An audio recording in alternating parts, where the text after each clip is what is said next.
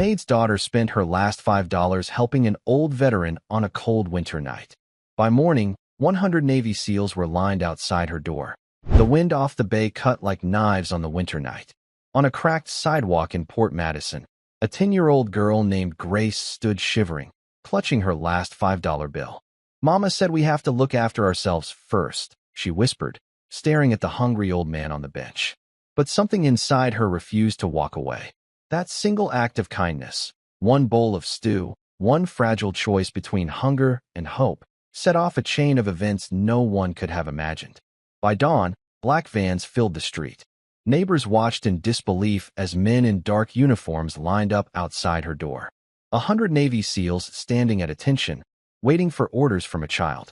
What started as a little girl's $5 meal ended as a full military operation. This is the story of how one forgotten $5 bill called an army home. Just before we dive in, let us know in the comments where you're watching from today. We love seeing how far these stories reach. And make sure you're subscribed so you don't miss tomorrow's special video. Now let's jump back in. Enjoy the story. A little girl's last $5 would soon command an army. The wind off the bay had teeth, and it was biting at 10-year-old Grace's cheeks. Stood on the cracked sidewalk, she clutched a single, worn $5 bill in her red mitten, the paper soft and fragile as a dried leaf. Was a single warm meal for a stranger worth the storm she knew would be waiting for her at home? The evening sky over the small coastal town of Port Madison was the color of a deep bruise, purples and dark grays bleeding into one another above the naval shipyard that dominated the horizon. For most people, the distant groan of a ship's horn was just background noise. For Grace, it was a constant reminder of a life she'd never known, of the father she'd never met, and of the immense, lonely world that seemed to press in on the small apartment she shared with her mother. Their apartment was on the third floor of a tired-looking building that smelled of damp wood and boiled cabbage. It was a place of worn-out things. A sofa with a faded flower pattern, a rug worn thin in the path from the door to the kitchen, and a constant, gnawing worry that was as much a piece of the furniture as the wobbly kitchen table. Grace's mother, Helen, was a maid. She cleaned the large, beautiful houses on the other side of town, the ones with wide green lawns that ran down to the water's edge.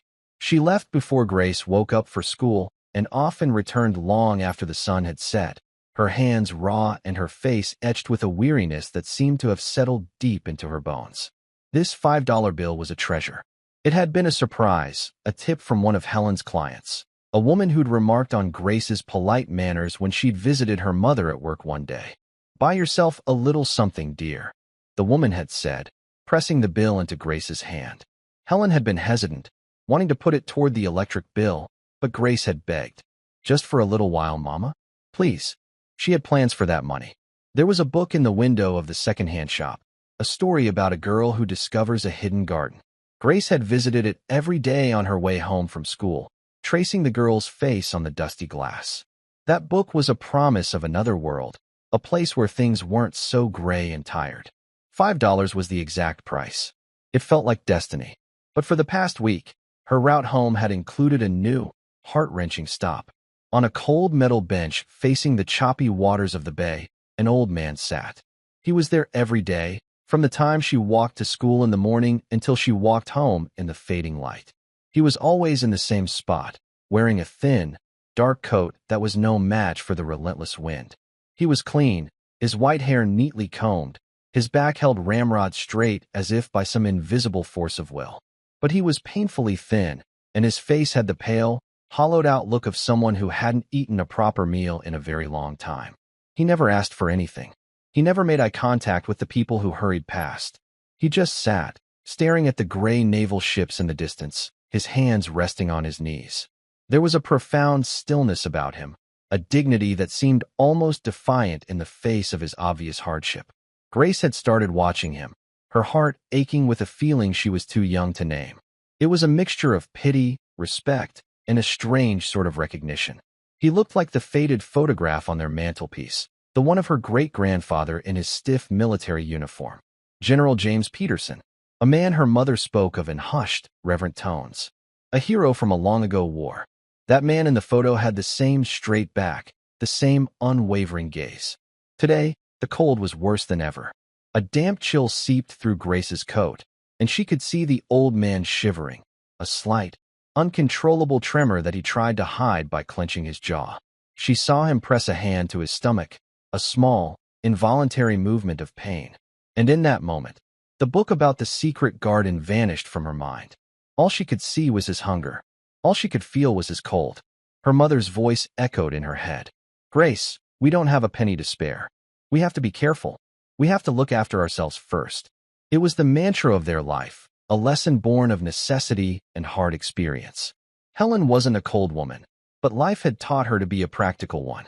Her kindness was reserved for Grace, a fierce, protective love that left little room for the needs of strangers.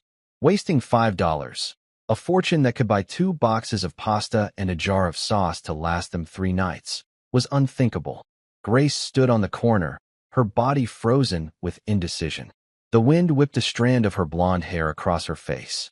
She looked from the old man on the bench to the warm, steamy window of The Anchor, a small diner that catered to shipyard workers and fishermen. The smell of frying bacon and hot coffee drifted out, a warm, inviting cloud in the cold air. It smelled like safety. It smelled like everything the old man didn't have. Her hand tightened on the $5 bill inside her mitten. Her secret garden, or his secret hunger? The choice felt immense, a decision that a 10-year-old should never have to make. She thought of her mother's tired face, of the unpaid bills tucked behind the sugar bowl on their kitchen counter. Then she looked back at the man, who had closed his eyes against the wind, his face a mask of quiet suffering. He looked just like her great-grandfather, a soldier left behind on a lonely battlefield. Taking a deep breath that shuddered in her small chest, Grace made her choice. She turned away from the bookstore and walked toward the diner, the bell above the door chiming softly as she pushed her way inside. The diner was warm and bright, a welcome shock after the biting cold. A handful of men in work clothes sat at the counter, their laughter and conversation a low, comforting rumble. A waitress with a kind, weary face and a pencil tucked behind her ear looked down at Grace. "Just you, sweetie?" Grace nodded, her voice small. "I'd like to get some food to go, please." She stood on her toes to see the menu board hanging on the wall. The prices made her stomach clench. Everything seemed impossibly expensive. She was terrified the $5 wouldn't be enough. "What can I get for you?"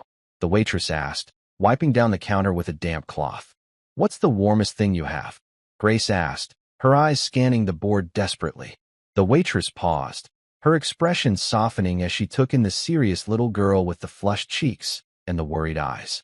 "Well, the beef stew is pretty popular on a day like today. Comes with a thick slice of bread for dipping. It'll warm you right up." She pointed to the price. $4.50. Relief washed over Grace so intensely her knees felt weak. "I'll take that, please." She slid the $5 bill onto the counter. It looked small and insignificant in the bright diner light. The waitress took the money and rang it up, handing Grace 2 quarters back in change. As she waited, Grace tucked the coins deep into her pocket. 50 cents. That's what was left of her treasure. The waitress soon returned with a sturdy container of stew, the heat radiating through the cardboard, and a thick slice of buttered bread wrapped in wax paper, all tucked into a small paper bag. "Here you go, hon. You be careful out there, it's getting nasty." "Thank you," Grace whispered, taking the bag. The warmth seeped into her cold hands, and the smell of the rich, savory stew made her own stomach rumble with hunger. For a second, she was tempted to keep it for herself, to take it home as a surprise for her and her mother. It would be the best dinner they'd had in months. But the image of the old man, shivering on the bench, pushed the thought away. This warmth wasn't for her. She stepped back out into the cold, the wind immediately snatching at the paper bag. Grace clutched it to her chest and walked the short distance to the bench. The old man hadn't moved. His eyes were still closed. For a scary moment, she wondered if he was okay. She stood before him, her heart thumping against her ribs. What was she supposed to say? Her mother had always told her not to talk to strangers. But this felt different. This felt important. "Excuse me, sir," she said, her voice barely a whisper above the wind. The man's eyes snapped open. They were a pale, washed-out blue, and for a moment they were sharp and alert, the eyes of a man who was used to assessing threats. Then they softened as they focused on the small girl standing in front of him. I thought you might be hungry," Grace stammered, holding out the bag. "It's beef stew. It's warm." The man stared at the bag, then back at her. He didn't move. His face was a mixture of confusion, suspicion, and something else Grace couldn't understand. Pride, maybe. A deep, wounded pride. "I don't take charity," he said, his voice a low, gravelly rasp, as if he hadn't used it in a long time. Grace's face fell. Her eyes started to sting with tears of disappointment and fear. She had spent all her money. She was going to face her mother's worry. And for what? To be rejected? "It's not charity," she said, her voice trembling slightly. It's a gift. Because it's cold. And my great-grandpa was a soldier. He always said you should look after your own." She didn't know where the words came from, but they felt true. The man's expression changed. The hardness in his eyes flickered. He looked at her more closely now, studying her small, earnest face. He glanced down at the bag she was holding out, its warmth a silent invitation. For a long moment, the only sound was the wind whistling off the water. A battle was being fought behind those pale blue eyes, and Grace waited, her arms starting to ache from the weight of the bag. Finally, slowly, he reached out a hand. His fingers were long and thin, the knuckles swollen, but his hand was steady. He took the bag from her, his fingers brushing against hers for a fleeting second. "What's your name, child?" he asked, his voice softer now. "Grace," she said. He nodded, looking down at the bag in his lap as if it contained something precious. "Thank you, Grace," he said, the words heavy with unspoken meaning. "You are aptly named." He didn't say anything else. He just sat there, holding the bag. Grace lingered for a moment, unsure what to do next. Then, she gave a small nod and turned to walk home, her mitten feeling strangely empty. As she reached the corner, she risked a look back. The old man had opened the container, and a cloud of steam rose into the cold air. He was eating, slowly and deliberately, his head bowed over the warm meal. A small, quiet warmth spread through Grace's chest, a feeling that had nothing to do with the diner and everything to do with the man on the bench. It was a better feeling than any book could have given her. She pulled her thin coat tighter and hurried toward home, the 2 quarters jingling in her pocket, a tiny, metallic sound against the growing roar of the wind. She knew her mother would be worried. She knew dinner would be plain. But for the first time in a long time, Grace felt like she had done something truly important. She had no idea just how important it was. The walk to her apartment building felt longer than usual. The sun had disappeared completely, and the streetlights cast long, wavering shadows on the pavement. Each step brought her closer to the inevitable conversation with her mother, and the warm feeling in her chest began to cool, replaced by a familiar knot of anxiety. She rehearsed what she would say, trying to find the right words to explain the look in the old man's eyes, the way his hands trembled from the cold. But how could you explain a feeling? She climbed the 3 flights of stairs, her footsteps echoing in the quiet, dimly lit stairwell. She could already smell the faint scent of laundry detergent and bleach that clung to her mother's work clothes. She paused outside their apartment door, number 3B, the paint peeling around the edges. Taking one last, deep breath, she used her key to let herself in. The apartment was quiet. A single lamp was on in the living room, casting a soft, yellow glow on the worn furniture. Helen was sitting at the small kitchen table, a stack of envelopes and a calculator in front of her. She wasn't looking at them, though. She was staring at a piece of paper in her hands, her expression one of utter defeat. She looked up as Grace came in, and for a moment, her tired face brightened. "There you are, honey. I was starting to get worried," she said, her voice strained. "Sorry, Mama," Grace said, shrugging off her coat and hanging it on the hook by the door. "I was just walking." Helen's eyes, sharp and perceptive, noticed Grace's empty hands. "Did you go to the bookstore? Did you get your book?" she asked, a hopeful note in her voice. She wanted Grace to have that small joy. Grace's stomach twisted. She shook her head, unable to meet her mother's gaze. "No." Helen frowned, a small line appearing between her eyebrows. "What's wrong? Did you lose the money?" The worry in her voice was immediate. $5 was not something they could afford to lose. "No, I didn't lose it," Grace said quietly, walking over to the table. She looked at the paper her mother was holding. It was an eviction notice. The words "Final Warning" were stamped across the top in angry red ink. The knot in Grace's stomach tightened into a cold, hard stone. "Mama," she whispered. Helen quickly folded the paper and pushed it aside, trying to force a smile that didn't reach her eyes. It's nothing, sweetie. Just a mistake. I'll sort it out tomorrow. But they both knew it wasn't a mistake. So, tell me what happened with the money. If you didn't buy the book, you should have brought it home. We need it for groceries, Grace. We talked about this. The moment had come. Grace took a shaky breath. I spent it, she said. Helen's fragile composure cracked. The disappointment in her eyes was worse than any anger. You spent it? On what? Candy? A toy? No, Grace said, her voice small but firm. I bought dinner. For the old man who sits on the bench by the bay. Helen stared at her, her mouth slightly open. She looked from Grace's earnest, fearful face to the eviction notice on the table. The sheer absurdity of the situation seemed to overwhelm her. The stranger on the bench. Grace, are you telling me you spent our last $5 on a stranger? He was hungry, Mama, Grace pleaded, her own eyes welling with tears. He was so cold. He looked like he was hurting. I couldn't just walk by. He reminded me of the picture of great-grandpa James. Helen sank back in her chair, pressing the heels of her hands to her eyes. A sound that was half sob, half laugh escaped her lips. Oh, Grace, your great-grandfather. He was a general. He commanded armies. He wasn't a homeless man on a park bench. He was a provider. He would never have let his family get into a situation like this. She gestured helplessly around the small, shabby room, at the pile of bills, at the stark reality of their poverty. You have a good heart, a beautiful, good heart, Helen said, her voice thick with emotion. But a good heart doesn't pay the rent. It doesn't put food on the table. That money, that was for milk and bread for the rest of the week. Now, I don't know what we're going to do.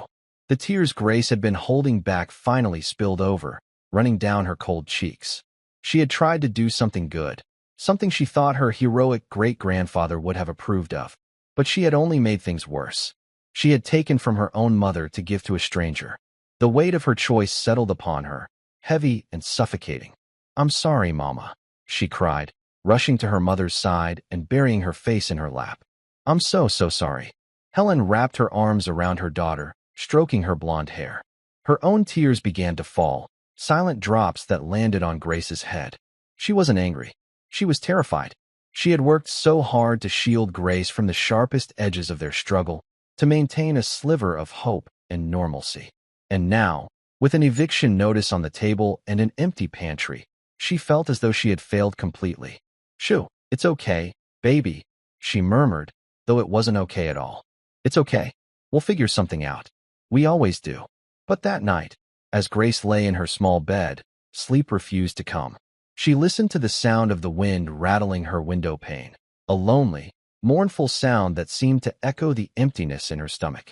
Through the thin wall, she could hear her mother in the kitchen, opening and closing cupboards, the quiet, desperate sounds of a parent trying to make a meal out of almost nothing.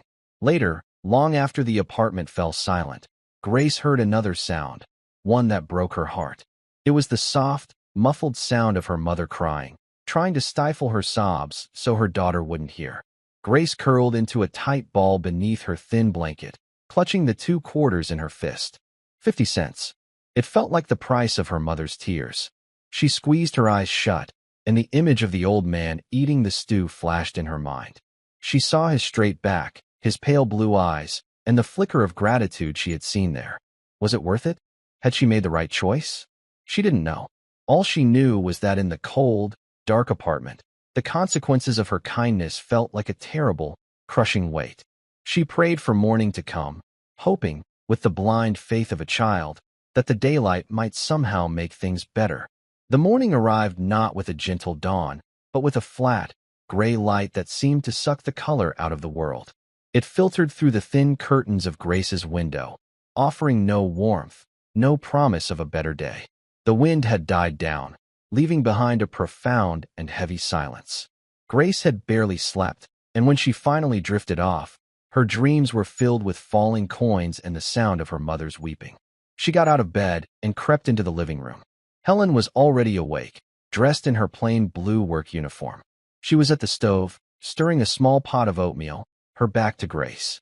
The air between them was thick with unspoken words, with the heavy weight of the eviction notice and the ghost of the $5 bill. Morning, Mama, Grace said, her voice a small, hesitant thing. Helen turned, and the smile she offered was a brave but brittle attempt. Her eyes were red-rimmed and puffy, and there were new, faint lines of worry etched around her mouth. "Good morning, sweetie. Sleep okay?" Grace just nodded, knowing it was a lie they both had to pretend to believe. She sat at the table, and her mother placed a small bowl of oatmeal in front of her. It was watery, made with twice the usual amount of water to make it stretch. There was no milk, no sugar. Grace ate it without a word, each spoonful a reminder of what she had given away. "I'll walk you to school this morning," Helen said, sipping a cup of hot water. They couldn't afford coffee or tea this week. "I have to go to the rental office before work to talk to them." Grace knew what that meant. Her mother was going to beg. She was going to plead for more time, to promise money she didn't have. A fresh wave of shame washed over Grace. This was her fault. The walk to school was a silent, hurried affair. Helen held Grace's hand, her grip tighter than usual, as if she were afraid of letting go. Grace kept her head down, watching the cracks in the sidewalk, unable to look at the people they passed. She didn't dare to look toward the bench by the bay. She couldn't bear to see if the old man was there, or worse, if the bench was empty. When they reached the schoolyard, Helen knelt, pulling Grace into a fierce hug. "Listen to me," she said, her voice low and urgent. "No matter what happens, you are a good girl, Grace. You have a kind heart. Don't ever let this world make you hard. Do you understand?" Grace nodded, burying her face in her mother's shoulder, the familiar scent of bleach and lavender soap a small comfort. "I'm sorry, Mama."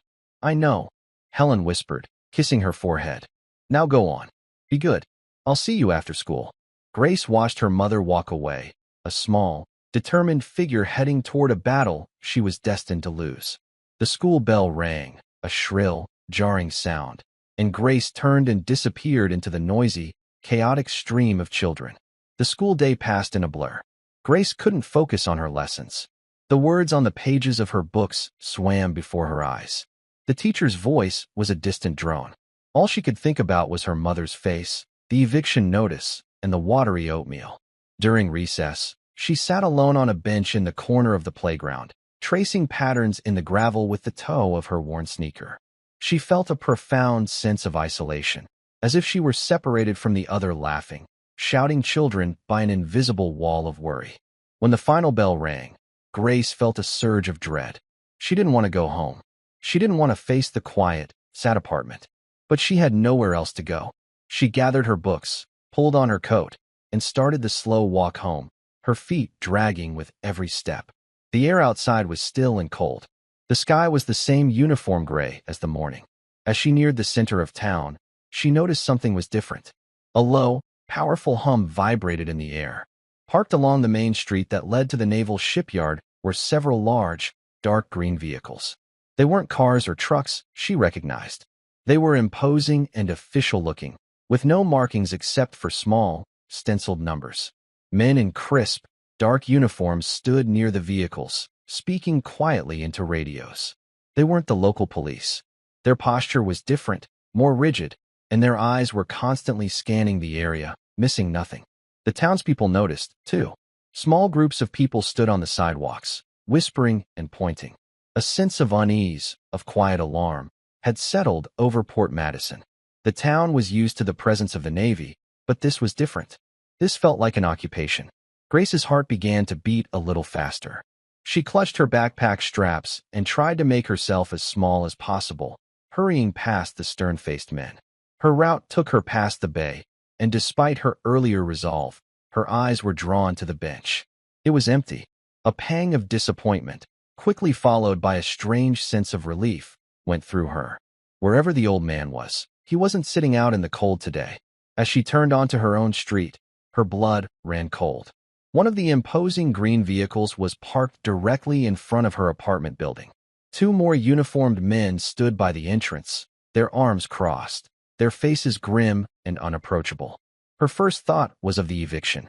Had they sent soldiers to throw them out? It didn't make sense, but in her panicked, 10-year-old mind, anything seemed possible. She wanted to run, to hide, but her legs felt like lead. She had to get home. Her mother was in there.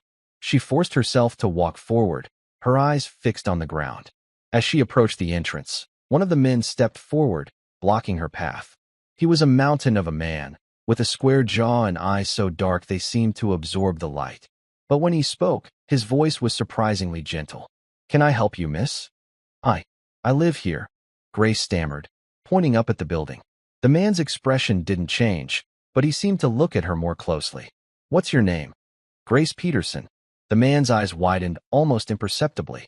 He exchanged a look with his partner, a quick, silent communication that Grace couldn't decipher. He then pressed a finger to the radio on his shoulder. "Eagle 1, we have the girl. I repeat, we have Grace Peterson." The radio crackled a response that Grace couldn't understand. The man nodded. Understood. He looked back down at Grace, and his stern expression had softened into something kinder, more respectful. "Your mother is waiting for you upstairs, Grace. We'll escort you." Escort her? Soldiers escorting her to her own apartment? The fear and confusion swirled inside her, making her feel dizzy. The two men walked on either side of her, not touching her, but creating a formidable, protective wall around her. They walked up the 3 flights of stairs in silence, their heavy combat boots making loud, rhythmic thuds on the worn wooden steps. With every step, Grace's dread grew. When they reached the 3rd floor, she saw that the door to their apartment, 3B, was open, and standing in the hallway were more men, all dressed in the same dark, intimidating combat gear. They were lean, focused, and radiated an aura of controlled power that was unlike anything Grace had ever encountered. They stood perfectly still as she and her escort approached. As she got closer, she saw that they weren't just soldiers. They were something else. Their gear was more advanced, their weapons more specialized. They were the silent, elite warriors you saw in movies, the ones who operated in the shadows. One of the men in the hallway, who seemed to be the leader, stepped forward. He took off his helmet, revealing a calm, serious face with short-cropped hair and intelligent eyes. He looked at the men who had brought her up. "Thank you. You can return to your post." The men nodded and walked back down the stairs without a word. The leader then knelt, bringing himself down to Grace's eye level. His movements were precise and economical. "Hello, Grace. My name is Commander Thompson. It's an honor to meet you." Grace just stared at him, speechless. An honor? Why would a man like this be honored to meet her? She could see her mother standing just inside the apartment doorway. Helen's face was pale, her eyes wide with a mixture of terror and utter bewilderment. "Is my mama okay?" Grace asked, her voice trembling.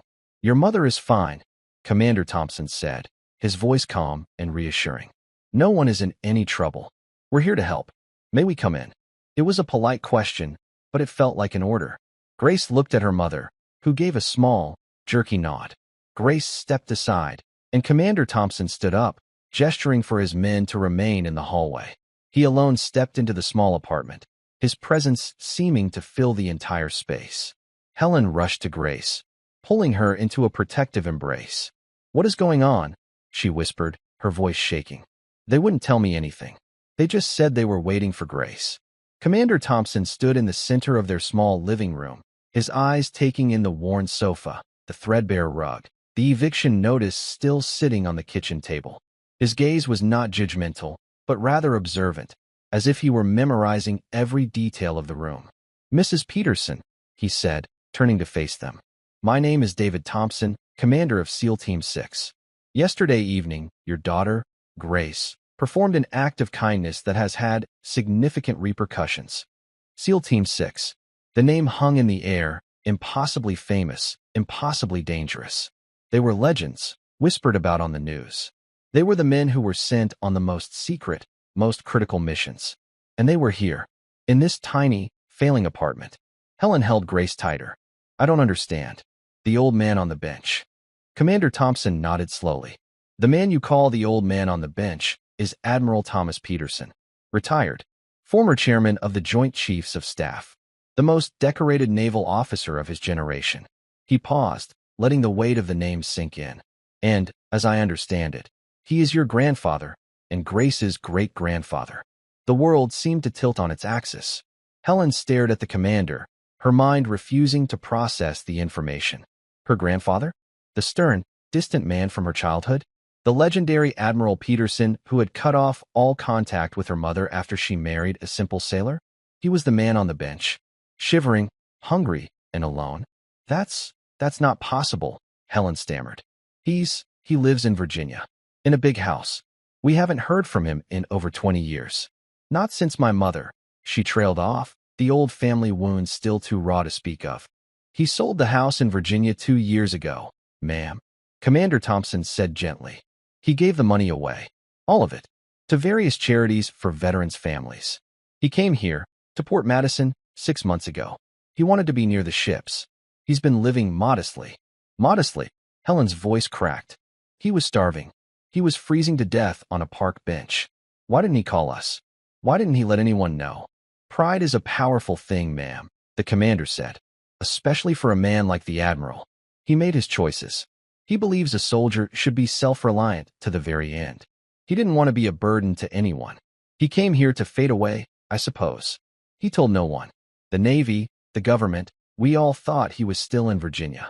We lost track of him. It's a significant failure on our part. Commander Thompson then looked at Grace, who was listening to this impossible story with wide, uncomprehending eyes. We would never have found him, he said, his voice filled with a genuine, profound respect. He was hiding in plain sight. We searched for him for 2 days after one of his old service buddies raised an alarm. We used satellites, facial recognition, credit card traces, nothing. He was a ghost. Until yesterday evening. After your daughter bought him dinner, he made a phone call. His first in over 6 months. It wasn't to us. It was to the Secretary of the Navy himself. He took a small, folded piece of paper from his pocket and handed it to Helen. This is a transcript of the call. The Admiral insisted you see it. Helen's hands trembled as she unfolded the paper. Grace peered around her mother's arm to read the words. Operator, Secretary of the Navy's office. Admiral Peterson, get me Dan. Tell him it's Tom Peterson. Pause. Secretary of the Navy. Tom? My God, is that you? Where are you? We've been looking for you everywhere. Admiral Peterson, never mind that. I need a favor. There's a girl. Her name is Grace Peterson. She lives at 121 Harbor Street, apartment 3B. She's my great-granddaughter. Secretary of the Navy. Tom, what's going on? Are you all right? Admiral Peterson, I'm fine. But the girl and her mother, they're not. They're in trouble. I need you to fix it. Whatever it takes. Send the best. Send your boys. And Dan, tell them they're taking orders from a 10-year-old girl with blonde hair. Because she saved my life tonight. She did what the entire United States Navy couldn't do. She found one of its own. Now get it done. Call ends. Helen read the transcript twice, the words blurring through her tears. She looked from the paper to the stoic, imposing figure of Commander Thompson, and then down at her small, bewildered daughter.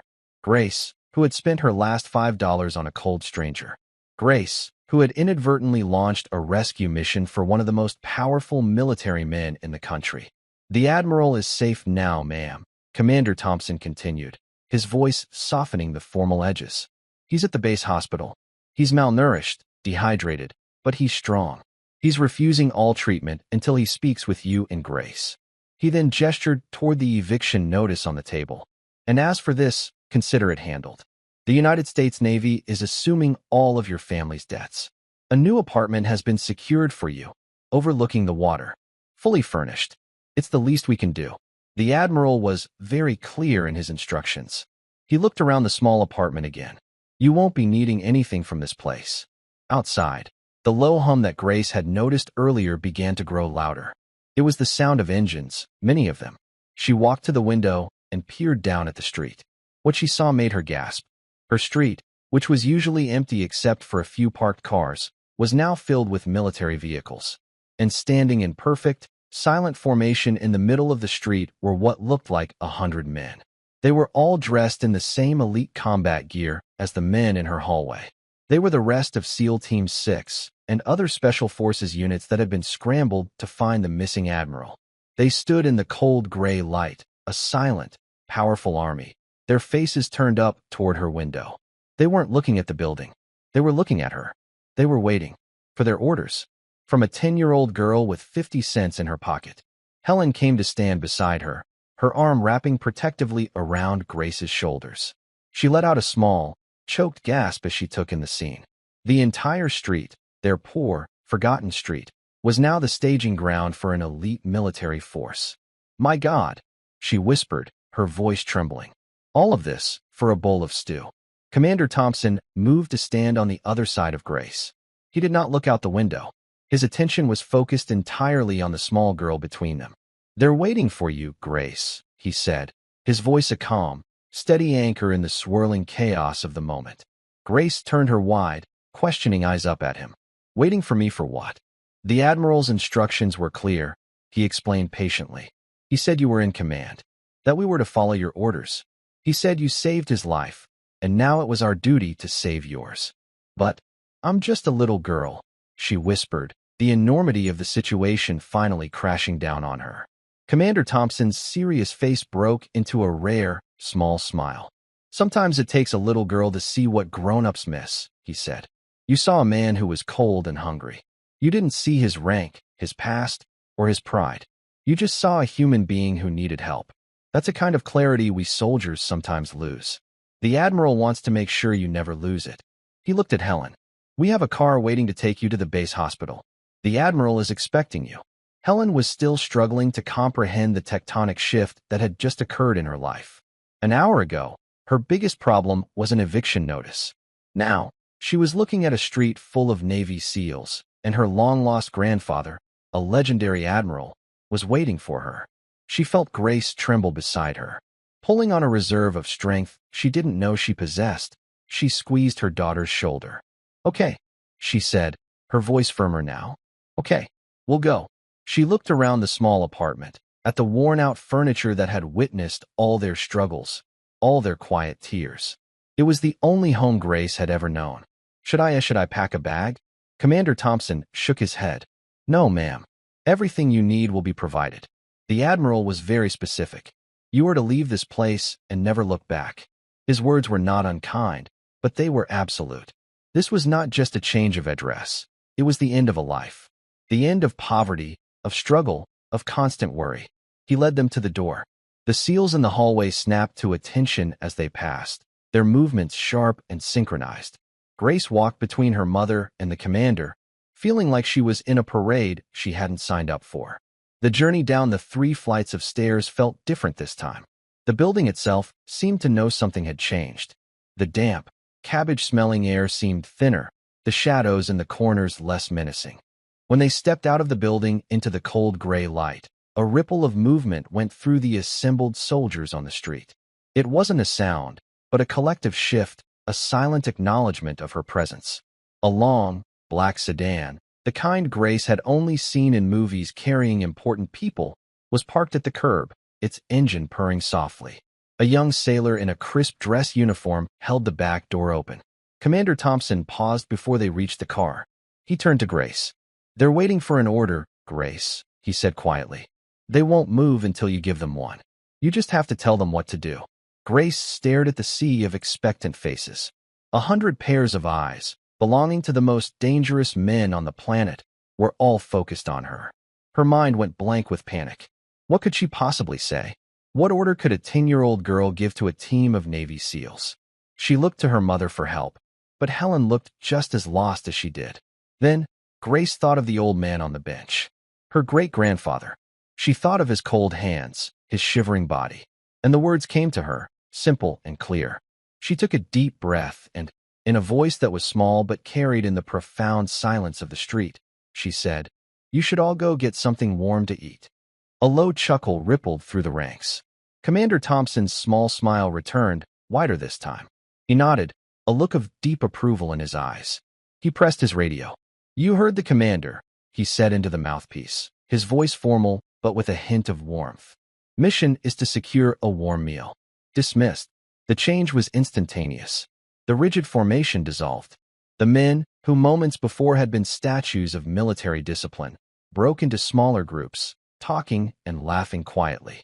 They began to move off, some heading toward the diner on the corner, others piling into their vehicles. The tension on the street evaporated, replaced by a sense of calm efficiency. They were still soldiers, but for a moment, Grace had made them just men again. Men who were going to get a warm meal on a cold day. Grace and Helen got into the back of the black car. The seats were soft leather, and the inside smelled clean and new. Commander Thompson sat in the front passenger seat. As the car pulled away from the curb, Grace looked out the back window. She saw her building, number 121, for the last time. She saw the peeling paint, the cracked sidewalk, the window to her small bedroom. A place of hardship, yes, but also a place of love, the only home she had ever known. A single tear traced a path down her cheek, a quiet goodbye to the little girl she had been only yesterday. The drive to the naval base was short. The car passed through a massive gate guarded by more armed sailors, who snapped a sharp salute as they drove by. The base was a city unto itself, a sprawling complex of gray buildings, vast parking lots, and enormous ships docked at the piers. Everything was clean, orderly, and immense. It was the world her great-grandfather had built, the world he had commanded. The car pulled up in front of a long, low building with a red cross painted on the side. The hospital. Commander Thompson led them through a set of automatic doors into a brightly lit, sterile-smelling lobby. There was no waiting. A naval doctor in a white coat met them immediately, his face serious but kind.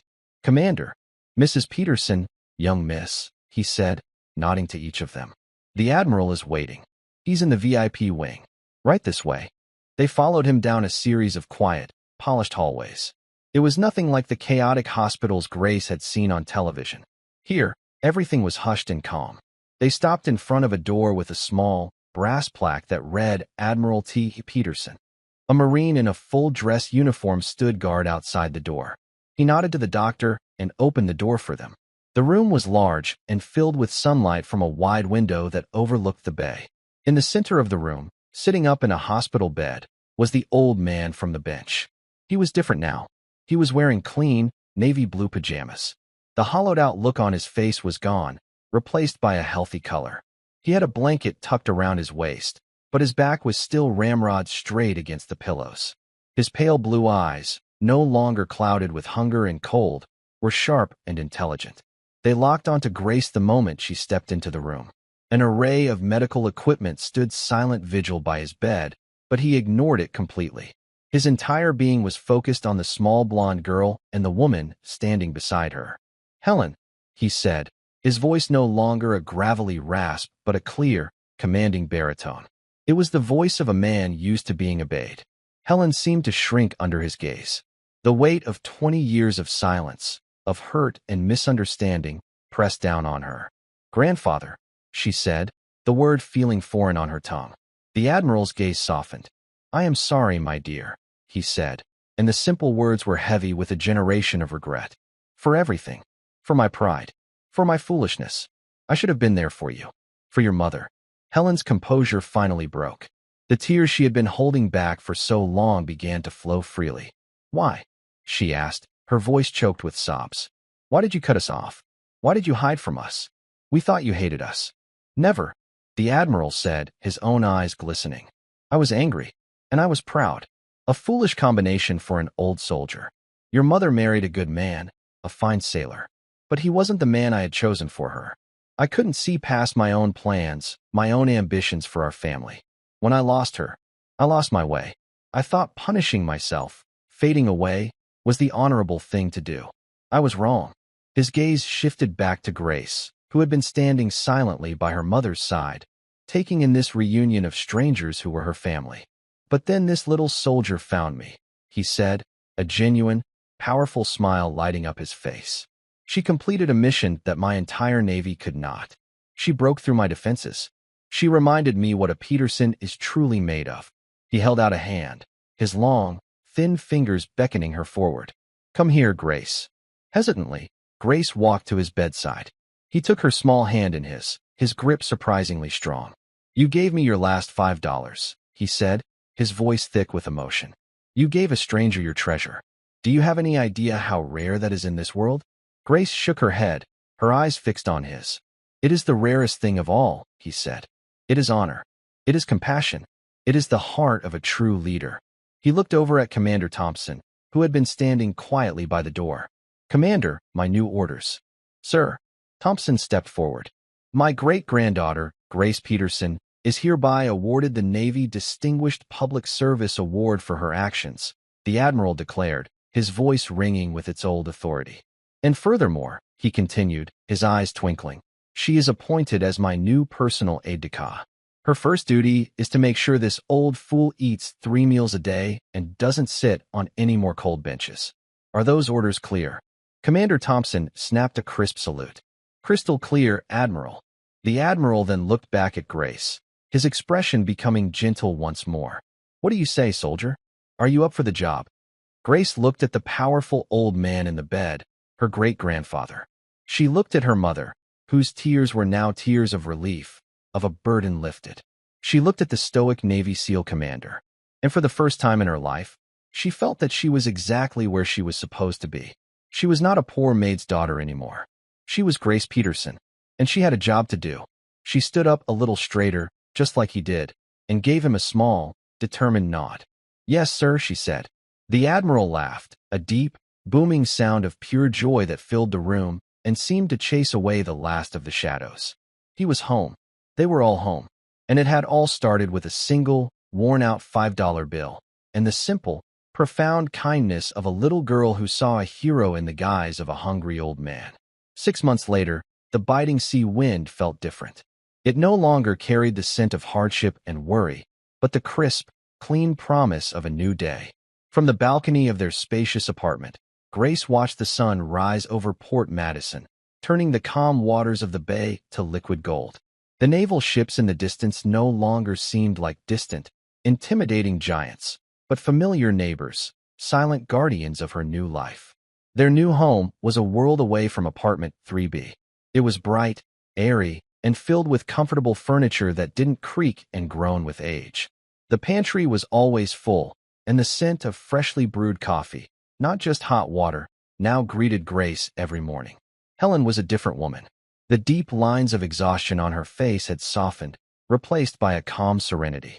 She no longer wore a maid's uniform. Instead, she was studying online, pursuing the nursing degree she had abandoned years ago. The laughter that Grace had so rarely heard now echoed through their home, a constant, beautiful music. 3 times a week, a black sedan would arrive to take Grace to her post. Admiral Thomas Peterson now lived in a comfortable house on the base, a place filled with books, naval memorabilia, and the scent of lemon polish. He had regained his strength, and though he walked with a cane, his back was as straight as ever. His official aide-de-camp, a young and perpetually serious lieutenant, handled the official business. Grace's duties were far more critical. She was the Admiral's official storyteller, reading him chapters from her favorite books. She was his head of intelligence, delivering detailed reports on schoolyard politics and the best flavors of ice cream at the local parlor. Most importantly, she was his personal anchor to the world he had almost left behind. Their bond, forged in an act of desperate kindness, had become the cornerstone of both their lives. Aide-de-camp reporting for duty, Admiral, Grace would say, giving him a salute that was becoming crisper by the day. At ease, soldier, he would boom, his blue eyes twinkling. Now, give me your report. What's the word from the front lines? He was teaching her to play chess, explaining the strategy behind each move with the same clarity he had once used to brief presidents. In turn, she was teaching him how to see the world not as a battlefield, but as a place of small wonders, the intricate pattern of a seashell, the joy of a perfectly skipped stone. Helen would often join them for dinner, and the 3 of them would sit around the large oak table, a family reforged in the unlikeliest of fires. The 20 years of silence and pain between Helen and her grandfather had not vanished, but they were healing. They spoke of the past, not with anger, but with a quiet, sad understanding. They were rebuilding their history, one shared memory, one forgiven hurt at a time. One warm Saturday afternoon, the 3 of them, Grace, Helen, and the Admiral, were sitting on the balcony. A gentle breeze rustled the pages of the book in Grace's lap. Down below, a young sailor was struggling to load groceries into his car, a paper bag tearing and sending a cascade of oranges rolling across the pavement. Before Helen or the Admiral could even move, Grace had set down her book. "I'll be right back," she said, and she was out the door and down the stairs in a flash. The Admiral watched from the balcony as his great-granddaughter ran to the sailor's aid. She didn't hesitate. She simply knelt and began gathering the rolling fruit, her small hands working quickly. The young man, flustered and embarrassed, thanked her profusely. Grace just smiled, helped him pack the last of his groceries, and gave a small wave before running back upstairs. She returned to the balcony, her cheeks flushed from the sun. He was going to be late to pick up his wife, she explained simply, picking up her book again. The Admiral looked at Helen, and his pale blue eyes were bright with a pride so fierce it was almost painful. He reached over and gently took Grace's hand, the one that had once held a $5 bill like a sacred treasure. Your mother was worried that this world might make your kind heart hard, he said, his voice a low, gentle rumble. But she had nothing to fear. He looked out at the vast, sunlit bay, at the flag flying proudly over the shipyard. True strength isn't about the orders you give, Grace. It's about the kindness you give when no one is watching. It's the most powerful force on earth. You taught this old soldier that. Grace smiled, a pure, uncomplicated smile that held all the promise of their new future. She leaned her head against her great-grandfather's shoulder, a book in one hand, his hand in the other. The light was on. The coffee was hot. And for this family, the road would always be open, leading them home. And that's where we'll end the story for now. Whenever I share one of these, I hope it gives you a chance to step out of the everyday and just drift for a bit. I'd love to know what you were doing while listening. Maybe relaxing after work, on a late-night drive, or just winding down. Drop a line in the comments. I really do read them all. And if you want to make sure we cross paths again, hitting like and subscribing makes a huge difference. We are always trying to improve our stories, so feel free to also drop your feedback in the comment section below. Thanks for spending this time with me.